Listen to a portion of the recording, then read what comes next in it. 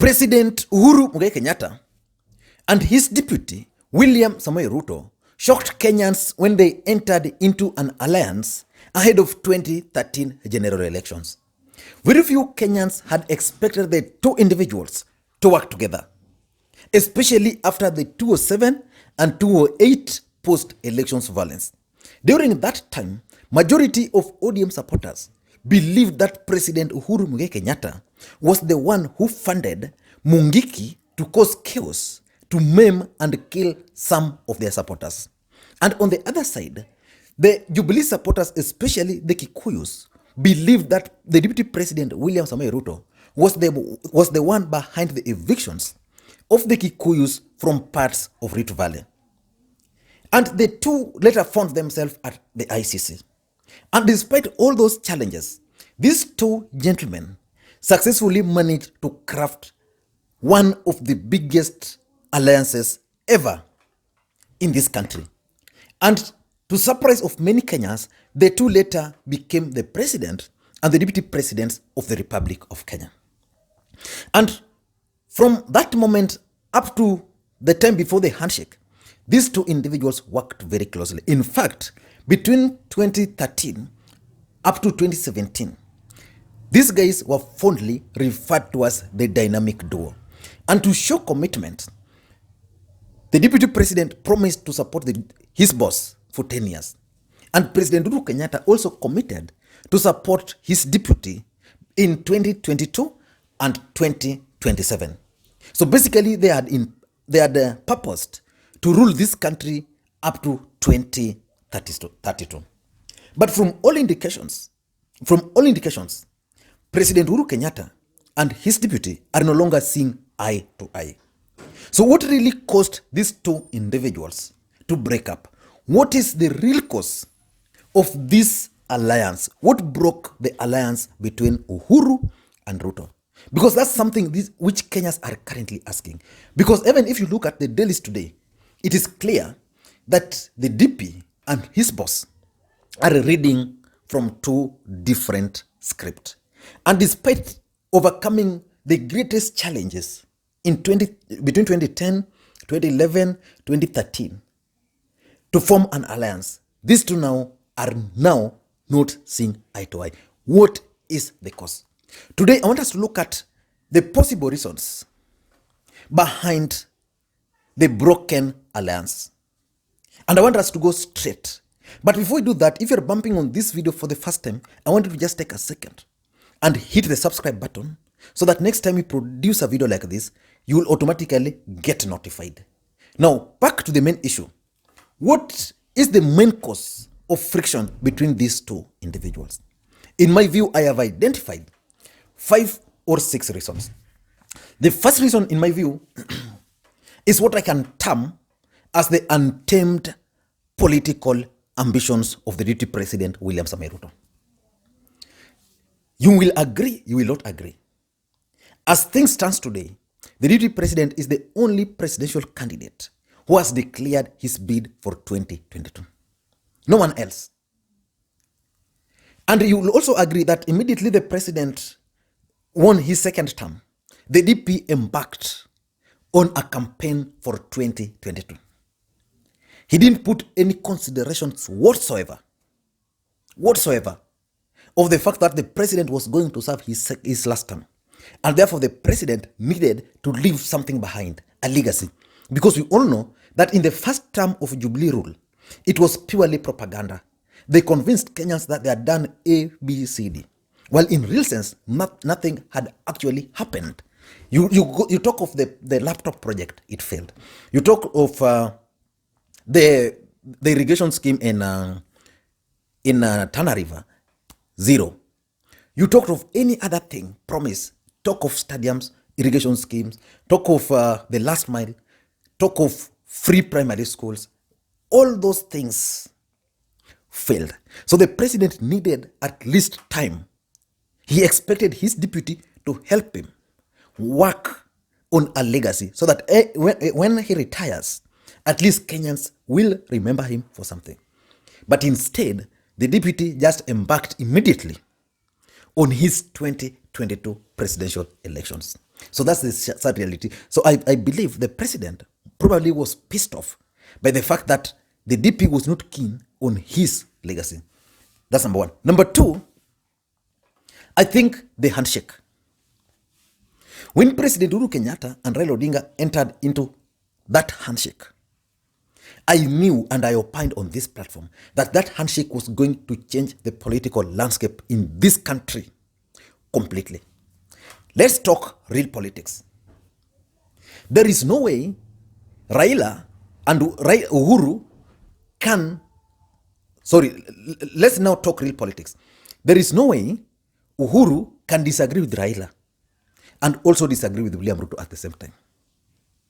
At any given time, he must have one of them on his side. Because if he had disagreed with the deputy president and he disagreed with Raila Odinga, today the president would have been kicked out easily of office. Now that's the real politics. So up to today, I don't know why the president entered into the handshake with Raila Odinga. But what I can tell from outside is that after 2007 elections, I think the president realized that, as a matter of fact, being the president, he knew so well that probably he did not win in 2017. He also knew that in 2013, probably, he did not win both votes, because we know the computers played their roles. So he knew. So for him to have continued burying his head in the sand would not have been proper for him. So I think the president, in his own wisdom, decided to reach out to Raila Odinga. So by reaching out to Raila Odinga, it was going to be possible for him to even enjoy working relationship with the places which were considered to be Raila Odinga's stronghold. Talk of Coast, talk of Nyanza, talk of Western. But I think the president failed to put into consideration the fact that there was his deputy. Of course, we know the handshake was purely because of the two individuals. But again, we are in political atmosphere. On Raila's side, there was rebellion. Kalonzo, Mudavadi, Wetangula, all rebelled. On Uhuru's side, he had only the deputy president. The deputy president also rebelled. And the deputy president knew so well that the mere fact that Raila Odinga has been allowed to work with the President Uhuru Kenyatta, he was going to destroy Jubilee Party. And because of that, the deputy president never at any given point agreed to support that handshake. And a lot of people have been saying that had the deputy president agreed to support this handshake, probably things would have been different for him. But the fact is, this handshake has led to the breakage of alliance between Uhuru Kenyatta and his boss, President Uhuru Kenyatta. Number 3 is what I can call the corruption allegations against the deputy president. When Uhuru and Raila entered into that handshake, they gave their 9-point agenda. And one of them was to fight corruption. Sadly, when the fight against corruption began, it clearly targeted the allies of the deputy president. And as a matter of fact, the deputy president was associated with most of mega scandals in this country. A friend of mine once told me, he works with Kenyan, he once told me how the director general there used to tell them that, we have a campaign to run in 2017. That immediately after the election. So they needed money. So basically, they would claim to patch potholes along some roads, which ended up being fake. So when the president embarked on this war on corruption, the biggest casualties were the allies of the deputy president. Talk of pipeline, talk of Kenya Power, talk of agriculture, everywhere. And most of them were sent home. Sadly, they were being sent home, but his allies were never put in place. And the DP now realized that this war was targeting him. He embarked on fighting back. And because Raila was not the president, it meant he was fighting the president. And his allies took advantage of it. And because of that, the president's supporters also decided now to defend the president. And this really strained the relationship between these two individuals. I think if the president was honest, he would have told his DP that we are going to fight this war on corruption. And it's not going to spare anybody. So today, even governors, ODM governors would have been arrested. But remember, who are being targeted? The only governor out now is Ferdinand Waititu. Why? He was a vocal supporter of the deputy president. Sonko, problem. Other places, governors started singing Handshake, and they were spared. And I think that really caused the strain between the relationship of these two gentlemen. Number 4, in my view, is what I can call lack of respect to the president by the allies of the deputy president.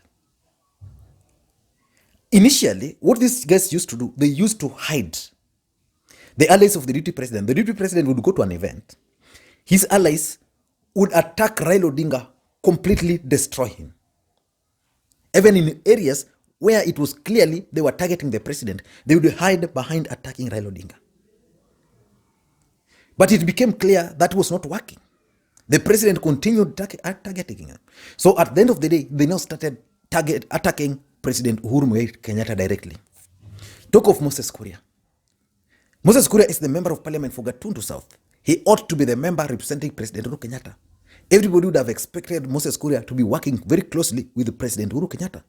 But that's not happening. Moses Kuria chose to fight president, and he was doing this openly. Talk of Oscar Sudi. How many times have you seen Oscar Sudi attacking President Uhuru Kenyatta? Talk of Kipchumba Murkomen.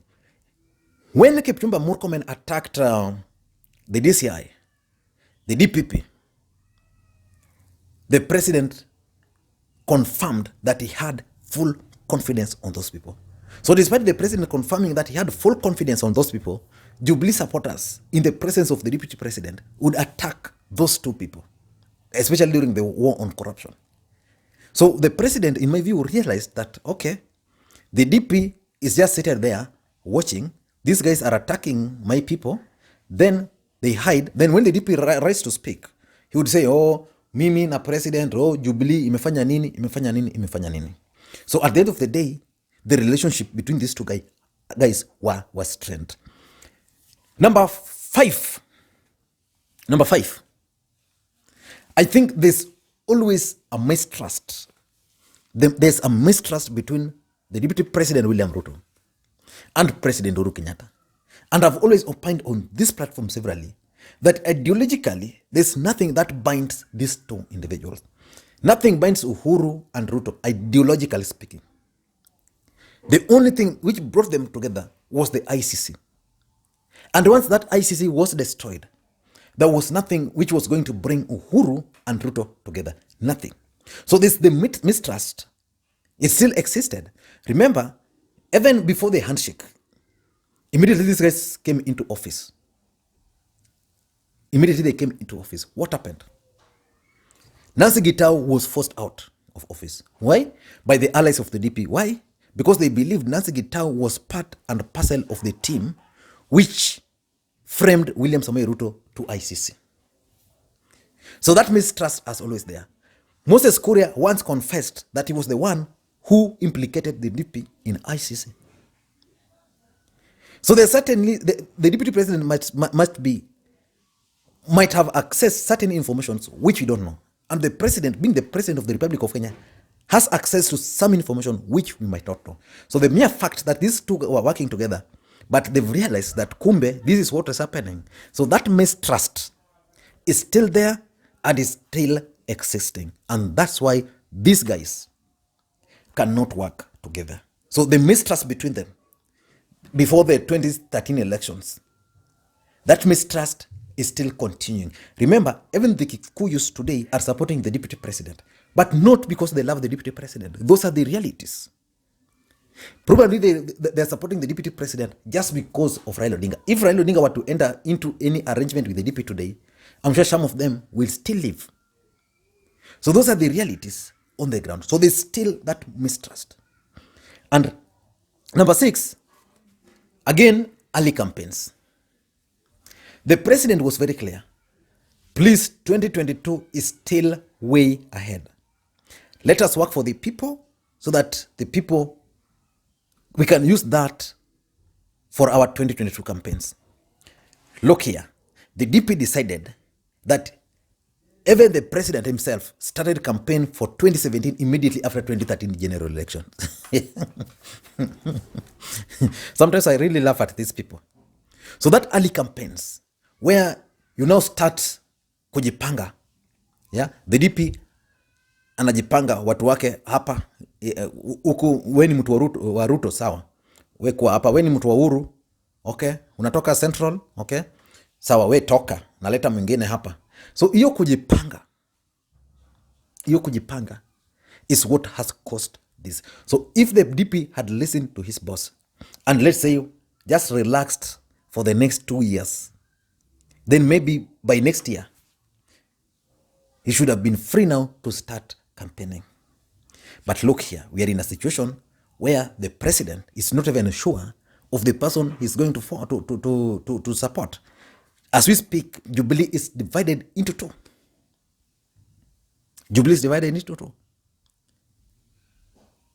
I don't know whether there's any other reason which I've left out. But in my view, I think those are some of the reasons why these individuals, these two dynamic duos, are not seeing eye to eye. And if you're bumping on this video for the first time, I want to just take a second or two and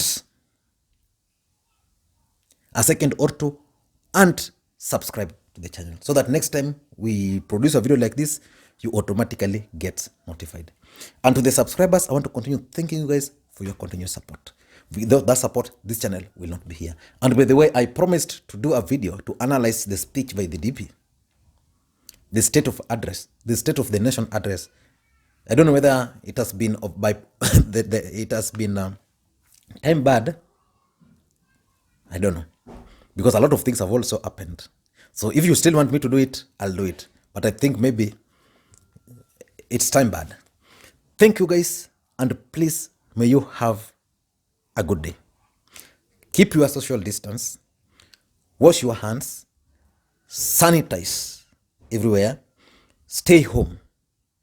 Let us fight this virus together.